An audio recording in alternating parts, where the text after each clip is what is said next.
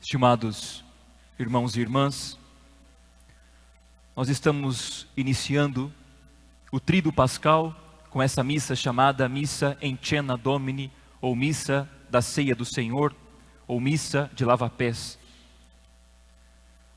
Nós celebramos hoje, de modo especial, o memorial da paixão, morte e ressurreição de nosso Senhor Jesus Cristo, o Novo Testamento, a instituição da Santíssima Eucaristia e, consequentemente, a instituição do sacerdócio católico. Todos vieram neste mundo para viver. Jesus veio para morrer. Nós já vemos isso no início de sua vida, quando ele é perseguido por Herodes, que busca matar os inocentes e ele tem que fugir.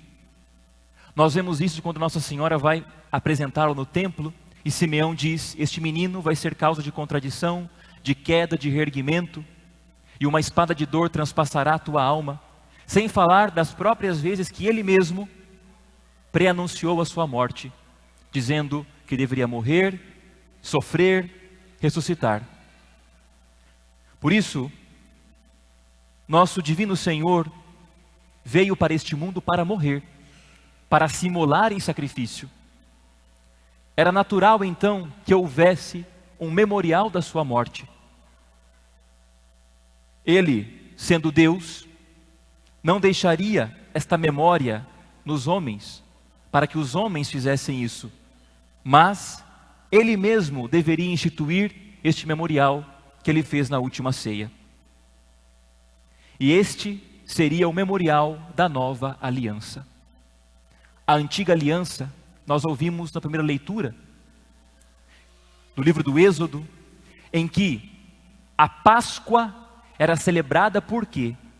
Porque Deus pediu que Moisés fizesse um ritual de sacrifício de um cordeiro, e ao eles imolarem aquele sacrifício, deveriam ungir o umbral da porta da casa com o sangue do cordeiro.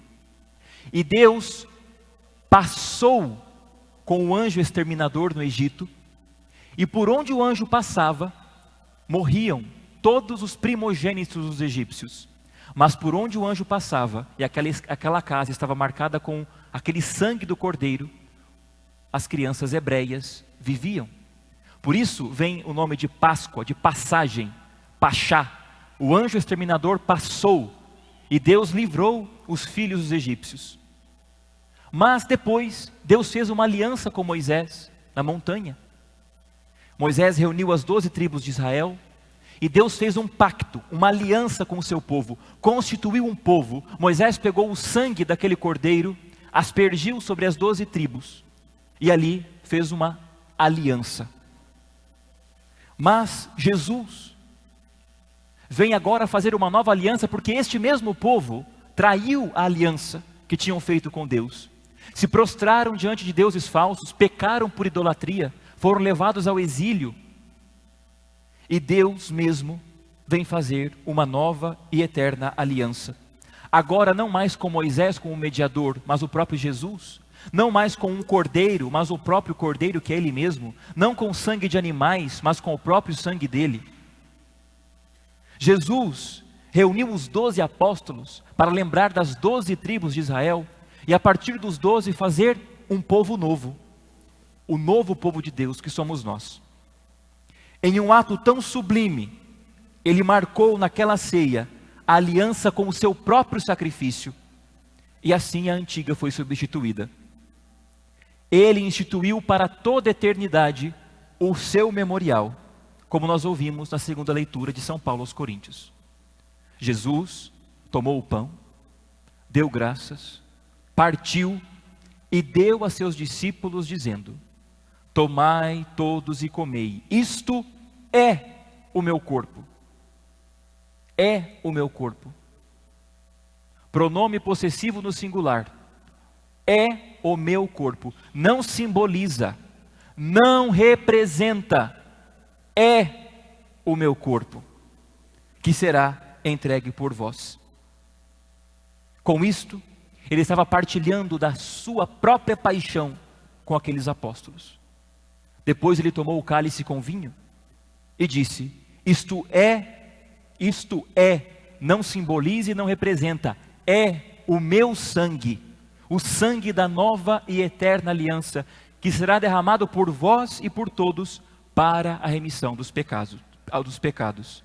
E por fim ele disse: fazei isto em memória de mim.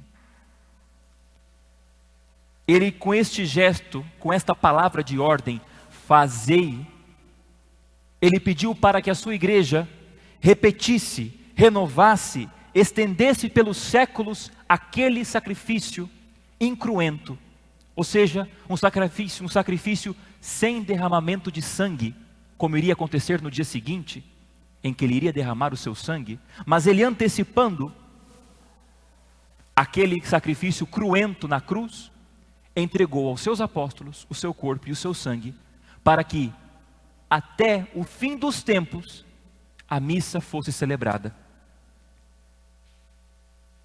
E por que Jesus usou pão e vinho? Por que não usou outras espécies? Por 3 razões muito simples. Primeiro, porque o pão e o vinho representam a unidade. Nós precisamos de muitos grãos para fazer um pão, e precisamos de muitas uvas para fazer o vinho. Com isso, Jesus nos deixou o sacramento da unidade. Nós somos muitos, mas somos um só. Em Cristo nós somos um só, uma só igreja, um só rebanho, um só pastor, com as nossas diferenças, com as nossas limitações, mas todos nós aqui fazemos parte da unidade de Cristo. Depois, não há substância na natureza que sofra tanto para ser feita como o pão e o vinho. O trigo é cultivado no inverno. Depois, ele é colhido, triturado. Depois é levado ao fogo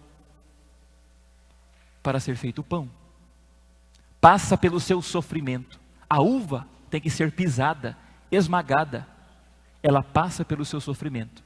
Essas espécies mostram a imolação de Cristo, o sofrimento de Jesus, para se tornar corpo e sangue.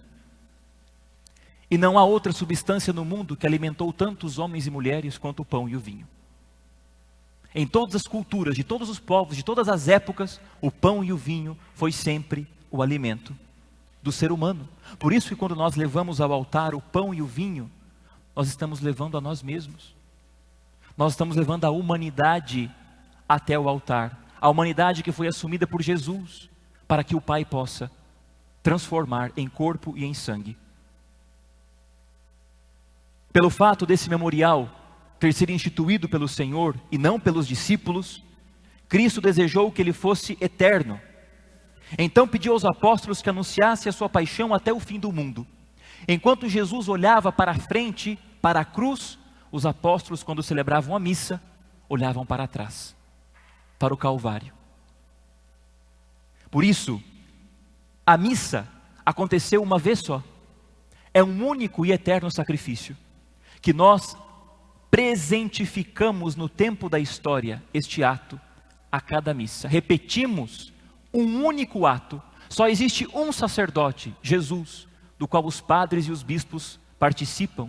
Existe só um sacrifício que foi feito por ele, do qual nós presentificamos na missa.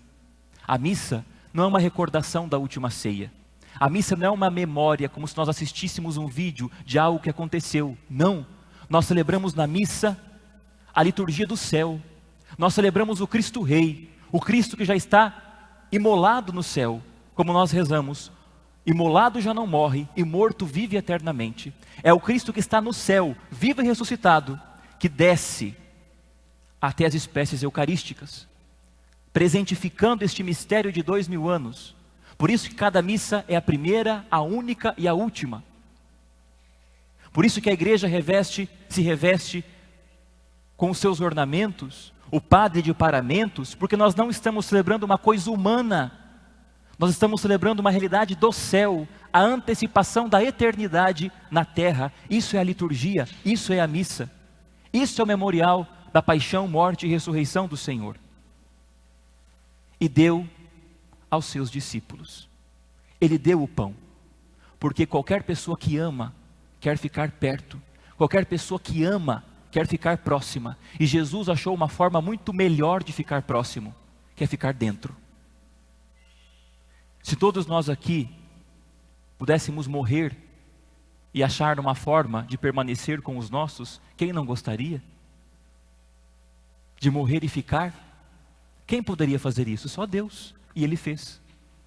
Ele foi, morreu, ressuscitou, mas Ele ficou. Ele ficou no pão e no vinho, Ele ficou nas espécies eucarísticas, Ele ficou no seu corpo e no seu sangue. Meus irmãos, a comunhão exige sacrifício. Quando nós compramos qualquer alimento, qualquer vegetal, aquele alimento ele é triturado, ele é processado para entrar dentro de nós. Assim também é a Eucaristia. A unidade precisa de sacrifício. E Jesus, se nós queremos viver na comunhão com Ele e comungamos na missa, é porque nós comungamos do seu sacrifício. Meus irmãos, Jesus não pediu que se escrevesse a Bíblia. Em nenhum lugar da Bíblia está escrito que Jesus pediu que escrevesse a Bíblia. Em nenhum lugar. Porque se nós tivéssemos apenas a Bíblia e não tivéssemos a missa, a Bíblia seria um relato de algo que aconteceu no passado. Mas Jesus não quis que os homens fossem apenas leitores da sua história, mas fossem participantes dela. Por isso Ele deixou a missa, para que nós participássemos da sua vida divina. Sem a ressurreição, a morte de Cristo seria algo do passado, trágico, como nós lemos nos evangelhos. Mas nosso Senhor pediu que a missa fosse celebrada em sua memória. Isso Ele pediu: fazei isto em memória de mim. E São Paulo, na segunda leitura que nós ouvimos, disse: transmito-vos aquilo que recebi. Ou seja, São Paulo está celebrando a missa. Jesus, durante a última ceia, tomou o pão, deu graças, repete as palavras dele. Isso Ele pediu que se fizesse, que nós rezássemos a missa. E em consequência desse sacramento de amor, que é a Eucaristia, nós também encontramos o serviço, o lava-pés. Deus que se esvazia, desce até a terra e se inclina para lavar os pés dos discípulos. Ensinou com isso a todos nós que não há maior amor do que aquele que serve. Por essa razão, hoje, eu vou pedir uma coisa a todos vocês. Agora, logo após a homilia, nós vamos ter o lava-pés. Mas quando todos vocês chegarem em casa, isso é uma ordem do padre, todos vocês, eu quero que antes da janta, vocês se reúnam a família, e vocês peguem uma bacia e uma jarra, e lavem os pés uns dos outros. A esposa do esposo, o esposo da esposa, os pais dos filhos, os filhos dos pais, pedindo perdão. Ou se não quiser, não precisa falar nada. Lava os pés, enxugue, faça o que Jesus fez na prática. Não vamos ficar com teorias do amor. O amor é decisão. Reúna a sua família, lave os pés, viva esse momento de serviço. Deixe que Deus possa agir na sua casa. Deixe que Deus possa agir na sua família nesse momento de perdão, de renovação, de misericórdia, assim como o nosso Senhor Jesus Cristo o fez. Façamos um instante de silêncio e meditemos esse grande mistério que é a Santíssima Eucaristia, que é o sacerdócio, que é a sua igreja, que Ele nos deixou e que é também o serviço. Amar os nossos, dando a nossa vida por eles. Louvado seja nosso Senhor Jesus Cristo. Seja louvado.